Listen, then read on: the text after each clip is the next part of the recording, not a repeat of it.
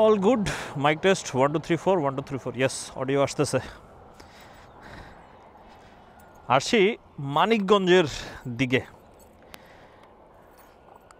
আমি ঢাকা থেকে বের হওয়া হচ্ছে না। অনেক দিন পরে মনে হচ্ছে যে একটু সবুজ প্রকৃতি দেখতেছি, যে সবুজ সবুজ দেখতেছি। কারণ এমন একটা ঝামেলার মধ্যে ছিলাম লাস্ট 1 মাস ধরে, যেটার কারণে আসলে জীবনে সব কিছু গোছায় উঠতে পারতেছিলাম না। যে আসলে অন্য কিছু নিয়ে ভাববো, অন্য কিছু নিয়ে সময় কাটাবো, সেটা আর হয়ে ওঠে নাই। সেই জন্য ঢাকার বাইরে তো একদমই বের হওয়া হয় নাই। সেই জন্য ভ্লগিংয়ের সংখ্যা একদমই কমে গেছে। জাস্ট 2টা ভ্লগ করছি, একটা হচ্ছে ঈদের সময় করলাম, আর একটা বাইক নিয়ে করলাম। এই ছাড়া একবারে টোটালি ভ্লগিং প্রায় অফই ছিল। কিন্তু আলহামদুলিল্লাহ এখন সেই সমস্যাটার সমাধান হয়েছে। এখন মেন্টালি আমি অনেক বেশি ফ্রি। গুড। এই সামনে পুলিশ আটকাইতেছে। ও, আমার সামনের ট্রাকটাকে আটকাইছে, সিগন্যাল দিচ্ছিল দূর থেকে। আমি তো ভাবতেছিলাম কি আমাকে আটকাবে কি না। যাই হোক, যেটা বলতেছিলাম যে ঝামেলাটা আলহামদুলিল্লাহ ফাইনালি শেষ হয়েছে এবং now I am feeling very free. খুব ফ্রি মনে হচ্ছে। এখন একটু আমি ফোকাস দিতে পারবো আমার কাজকর্মে। আর আপনাদের সাথে কথাবার্তা আছে, চলেন ঢাকা পৌঁছাই। তার পরবর্তীতে চিরাচরিত স্টাইল যেটা, স্টুডিওতে যাব, তারপর আপনাদের সাথে বসে ফেস টু ফেস কথাবার্তা বলবো।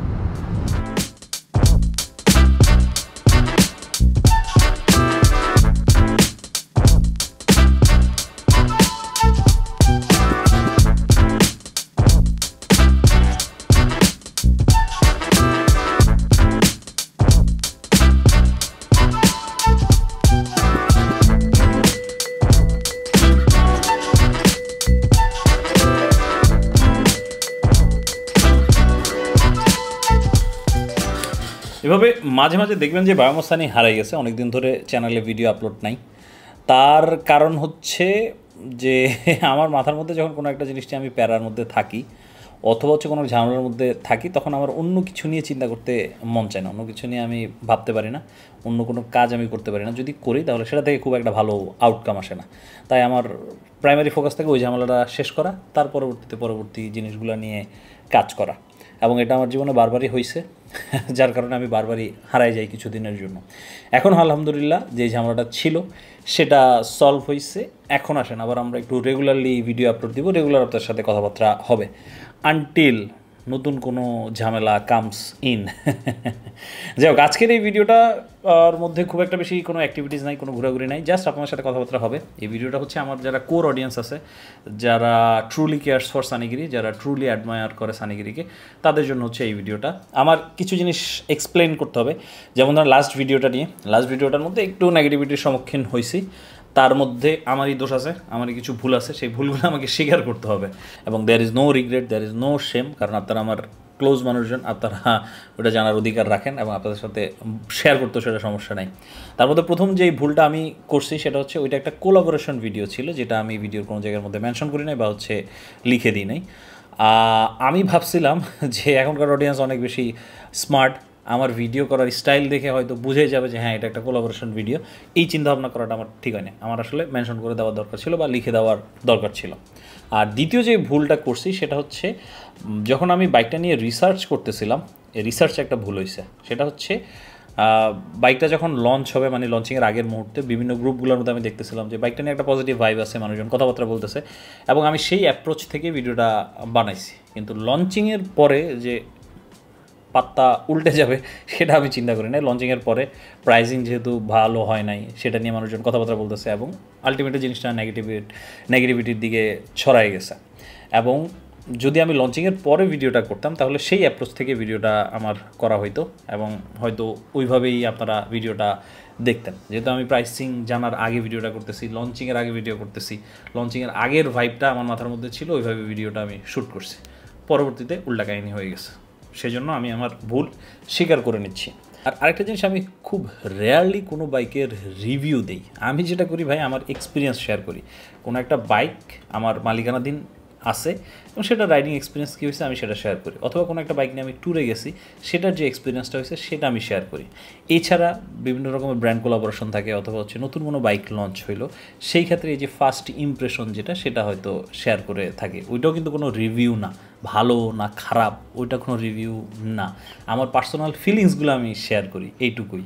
হ্যাঁ, কোনো বাইকের ক্ষেত্রে হয়তো পার্সোনাল ফিলিংসগুলো একটু পজিটিভলি যায়, কোনোটার ক্ষেত্রে নেগেটিভ হয়ে যায়। যেমন ধরেন হর্নেটের কথা, হর্নেটের ক্ষেত্রে আমি আমার পার্সোনাল ফিলিংস একটু বেশি শেয়ার করে ফেলছিলাম, কারণ ওই বাইকটার জন্য আমি 6 মাস ধরে ওয়েট করতেছিলাম। এই রিভিউ টাইপের ভিডিওগুলো কমায় দিছি, তার কারণ হচ্ছে বাংলাদেশের যেই কমিউনিটি আছে, মোটরসাইকেল অডিয়েন্স কমিউনিটি বলবো আমি, একটা বিগ পোর্শন খুব সেন্সিবল না, ডিসরেসপেক্টফুল অডিয়েন্স আছে। এনারা যেটা করেন, উনি যে ব্র্যান্ডটা ইউজ করে সেই ব্র্যান্ডটাকেই সেরা মনে করে, অন্য একটা ব্র্যান্ড মার্কেটে লঞ্চ হলে সেটার বিরুদ্ধে কথাবার্তা বলা শুরু করে। যেমন ধরেন এই জিনিসটা দেখছি অ্যাপাচির ক্ষেত্রে, অ্যাপাচি নতুন একটা বাইক লঞ্চ করছে, আইসা সেটার মধ্যে কমেন্ট করা শুরু করবে, ছাপড়ি, মানে কোনোভাবেই ওই বাইকার, মানে ওই বাইকটা বা ওই বাইকটা যারা কিনবে তাদেরকে ছোটো করে দেখানো।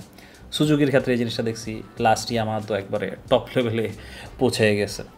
তাই আমি চাই না এসব ঝামেলার মধ্যে থাকতে, তাই এইসব ভাই মতামতে আমি নাই, রিভিউতে আমি নাই, আমি আমার গণ্ডির মধ্যে আছি। আমি ট্যুর ট্রাভেল করি, হয়তো কোনো কোলাবোরেশন থাকলে সেগুলোতে ভিডিও বানাই, এইটুকুই আমার গণ্ডি। আর এখন ভুলের সলিউশন কী হতে পারে সেটা নিয়ে কথাবার্তা বলতে পারি। যেমন ধরুন কোনো ভিডিওতে আমি এডিটের সময় ভুলে গেলাম যে এটা কোলাবোরেশন উইথ দিস ব্র্যান্ড, অথবা মেনশন করতে ভুলে গেলাম, সেখানে আমি যেটা করতে পারি সেটা হচ্ছে যে থাম্বনেইলের মধ্যে একটা বর্ডার দিয়ে দেবো, সবুজ কালারের বর্ডার, যেটা দেখে আপনারা বুঝবেন আচ্ছা এই ভিডিওটার মধ্যে কোলাবোরেশন করা হয়েছে, তাহলে আপনাদের জন্য ওইটা অ্যাকসেপ্ট করতে বা রিজেক্ট করতে ইজি হবে। আর দ্বিতীয়টার সলিউশন হচ্ছে, হ্যাঁ আমাকে আরেকটু বেশি কেয়ারফুল থাকতে হবে, অন্তত স্পেসিফিক ব্র্যান্ডগুলোর ক্ষেত্রে হয়তো লঞ্চের পরে ভিডিও বানাইতে হবে, আগে ভিডিও বানিয়ে কোনো ধরনের ইজ্জত হানি আমি নিতে চাই না। 60 ফিটের রাস্তা ঠিক হয়েছে, কিন্তু ধুলাবালি এখনও রয়ে গেছে, ধুলাবালি এখনও প্রচুর পরিমাণে আছে। আর হ্যাঁ, আরেকটা জিনিস নিয়ে কথাবার্তা, সেটা হচ্ছে সানিগিরি এখন পর্যন্ত আলহামদুলিল্লাহ যতটুকু নাম কামাইছে তার পিছনে অবশ্যই ইথিক্স একটা মূল রিজন। আমি এখন পর্যন্ত এমন কিছু প্রমোট করি নাই যেটা আসলে কারো স্বাস্থ্যের জন্য ক্ষতিকারক বা সমাজের জন্য ক্ষতিকারক। এটা আমার কাছ থেকে আপনারা কখনো পাবেনও না সামনে। এই রিসেন্ট একটা এক্সাম্পল দেই, এই ধরেন মাত্র 20 দিন আগের কাহিনী। একটা এজেন্সি থেকে নক আসছিল যে আমাকে একটা রাইডে যেতে হবে, রাইডে গিয়ে ওই রাইডের একটা ভিডিও বানাইতে হবে। আমি বললাম যে উদ্দেশ্যটা কি? তো উদ্দেশ্য বলতেছে উদ্দেশ্য কিছু না, ওই রাইডটা স্পন্সর করবে হচ্ছে মূলত একটা সিগারেট ব্র্যান্ড। তা আমি বললাম ভাই আমি সিগারেট ব্র্যান্ডের আসলে প্রমোশন করবো না। বললো যে না এটা তো ডিরেক্ট না, কোনো জায়গায় সিগারেটের নাম বলতে হবে না বা কিচ্ছু না। বললাম ভাই ডিরেক্ট হোক আর ইনডিরেক্ট হোক, কোনোভাবে যদি সিগারেটের প্রমোশন হয় তাহলে আমি সেটা করতেছি না, কারণ আমি নিজেও সিগারেট কনজিউম করি না। আমি চাই না আমার ওই প্রমোশনের কারণে কেউ একজন ইনফ্লুয়েন্স হয়ে ওই সিগারেট কনজিউমে আগ্রহী হোক, তাই ওইটা থেকে আমি সরে আসি। এবং এটাই অন্যান্য বিভিন্ন ক্ষেত্রে বিভিন্ন জায়গায় আমি অ্যাপ্রোচ করি, অনেক ব্র্যান্ডকে আমি বাদ দিয়ে দিচ্ছি। এখন আসছি হচ্ছে 60 ফিটের দিকে, আমার বাইকের ইঞ্জিন অয়েলটা চেঞ্জ করতে হবে। ইন্টারন্যাশনাল ট্যুরে যাওয়ার আগে ইঞ্জিন অয়েল চেঞ্জ করার কথা ছিল, কিন্তু এই যে ট্যুর থেকে আসার পরে ঝামেলা সব মিলে আর সময় পাই নাই। আজকে ফাইনালি বের হয়েছি, আজকে ইঞ্জিন অয়েলটা চেঞ্জ করব। হান্টার 350, বাহ রেড কালারটা সুন্দর না হান্টারের, জোস। ইন্ডিয়াতে চালানো হয়েছে এই বাইকটা আমার, কিন্তু বাংলাদেশে লঞ্চ হয়ে গেছে, কিন্তু এখনও পর্যন্ত আমার চালানো হয়নি। সমস্যা নেই, এখন আস্তে আস্তে দেশে যেহেতু সেটেল হচ্ছি সব কিছু করা হবে। কি অবস্থা জয় বয়, কেমন আছো? সবাই কই? ফটোশুটে বেরিয়েছে, বাবা রে বাবা। হ্যাঁ, Shell Advance 10W40 Ultra pure plus technology, এটাই। কিন্তু কাহিনী হচ্ছে আমার বাইকে লাগবে 1.2 লিটার সম্ভবত, মানে দুইটা আরেকটা ভাঙতে হবে, কষ্ট। এবার থাইল্যান্ড ট্যুরের কথা মনে আছে, সেখানে ওই যে আমরা যে ভিআইপি লাউঞ্জটার মধ্যে ছিলাম, ভিআইপি লাউঞ্জে এই প্রোডাক্টটা Shell Advance Ultraর একটা বিশাল বড় ক্যান ছিল, ওইটা একবার আমার সাইজের।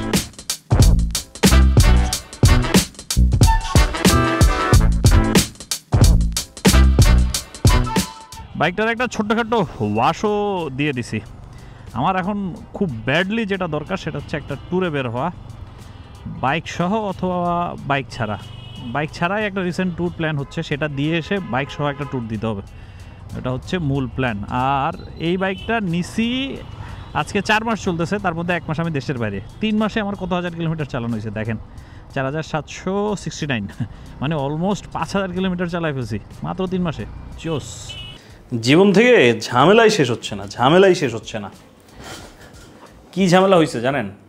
মাত্র রুমে ঢুকছি, ঢুকে আমার খুব জোরে সোরে লাগছে। তো আমি খুব তাড়াহুড়া করতেছিলাম, পকেটে ফোন মানিব্যাগ এগুলো আছে, ওগুলো সব বাইর করবো, তারপর একটু শান্তি মতো গিয়ে কাজ সারবো।